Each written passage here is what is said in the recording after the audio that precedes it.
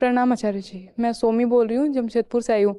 आचार्य जी, मेरा यह प्रश्न है कि जैसे कामना जीवन में ढलान की ओर इंगित करता है। किसकी ओर? कामना हाँ, ढलान की ओर इंगित करता है। जैसे एक अल्टीट्यूड हो रहा है, दूसरा स्लोप हो रहा है, तो स्लोप की तरफ इंगित करता है। तो यदि कोई आर्थिक परनिर्भरता को हटाने के लिए कोई कामना करता है, तो वह भी क्या उसी बंधन की ओर इशारा करता है या अलग दृष्टिकोण है इसका? अहंकार की प्राथमिकता पर निर्भरता हटाना कभी होती ही नहीं। अहंकार चूंकि झूठ है, मिथ्या है, एक लाई है, तो बताओ उसकी फर्स्ट प्रायोरिटी हमेशा क्या होगी? एक झूठ है, एक झूठ है जो दुख पा रहा है, जो ये कर रहा है, वो कर रहा है, तमाम तरीके हो सकते हैं, बंधन में है, पराश्रित है, कई तरीके की तकलीफें हो सकती हैं झूठ को।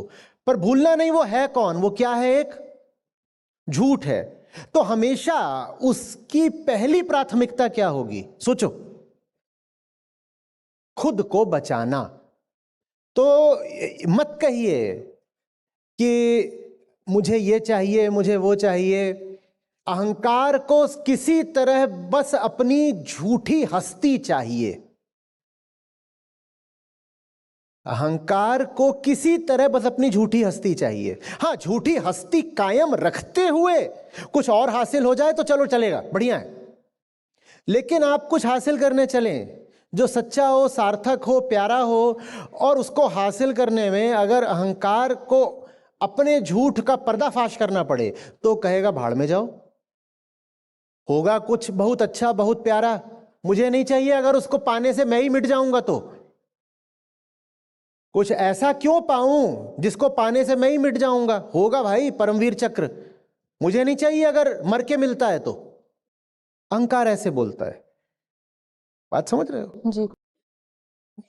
तो हमेशा देखना कि जो कामना कर रहे हो, कहीं उसमें छुपी हुई चीज ये तो नहीं है कि मैं बचा रह जाऊं, मैं बचा रह जाऊं। आर्थिक पर निर्भरता बहुत आसानी से हट सकती है, बहुत आसानी से।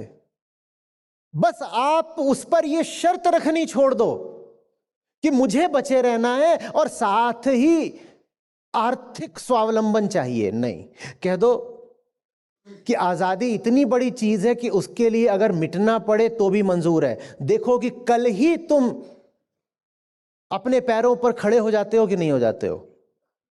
आपको जिंदगी में जो भी तकलीफें हैं वो तुरंत मिट सकती हैं, बस आप उनके सामने से ये शर्त हटा दीजिए कि तकलीफ तो मिट जाए, मैं ना मिटूं।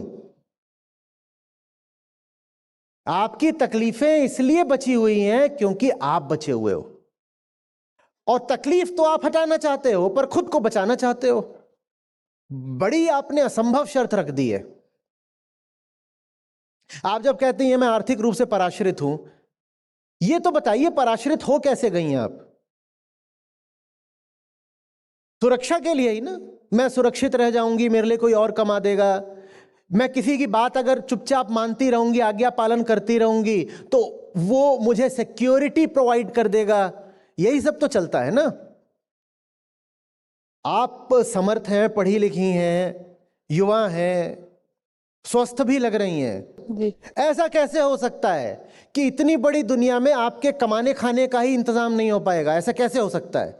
ऐसा कैसे हो सकता है कि एक युवा व्यक्ति को खाने पीने, साधारण जरूरतों के लिए, कपड़ों के लिए किसी के आगे हाथ फैलाना पड़े? ऐसा कैसे हो सकता है? ऐसा सिर्फ तब हो सकता है जब अहंकार कह रहा हो कि करवा लो मुझसे गुलामी पर मेरी जिंदगी बचा लो।